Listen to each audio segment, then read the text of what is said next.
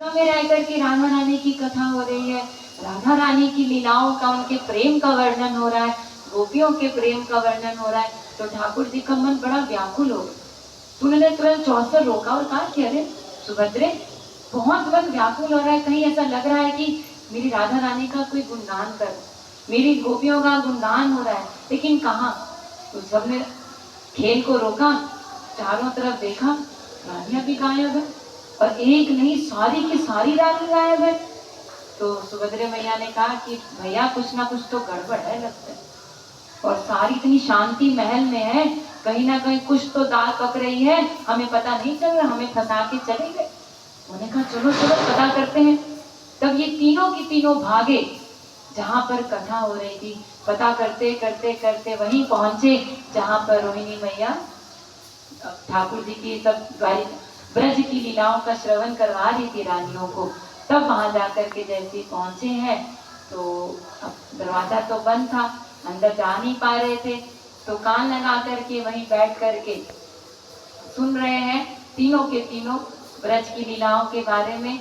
तो जब राधा रानी का प्रेम का, उनकी विरह का भाव बता रहे थे कि जब ठाकुर जी चले गए थे मथुरा, तो उसके बाद राधा रानी की क्या दशा थी, गोपियों की क्या दशा थी, ये सुन करके ही ठाकुर जी का प्रेम इतना बढ़ गया राधा रानी के स्मरण में, इतना उनको याद करने लगे, बस राधा राधा राधा, राधे राधे राधे करने लगे ठाकुर जी।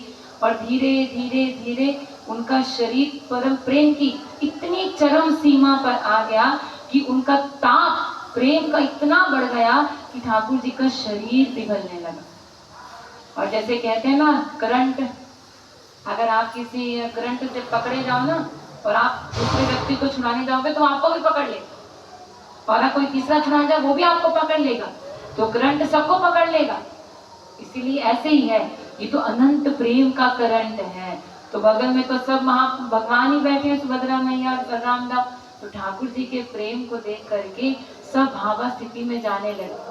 बलराम दाऊ को भी ब्रज की लीलाओं का स्मरण होने लगा, सुभद्रा मैया भी दोनों को देख करके भाव में जाने लगी और प्रेम की उन्माद अवस्था में आ गए कि उनका शरीर पिघलने लगा। ये प्रेम का बहुत ऊंची अवस्था है, अभी तो हम लोग सोच भी नहीं सकते, बड़ा प्रेम की ऊंची अवस्था है। गोपियां जिस कक्षा तक खड़ी उससे भी आगे, इतना प्रेम की अवस्था में ठाकुर जी का शरीर जब गलने लगा, तब फिर राधे राधे की पुकार निकलने लगी, सारी रानियों तक आवाज पहुंची। दरवाजा खोला तो देखा कि ठाकुर जी का ये जो भी जगन्नाथ जी का स्वरूप देख रहे हैं, बिल्कुल वैसा स्वरूप बन गया था। और सब रानियों ने देखा तो आकर के रोका।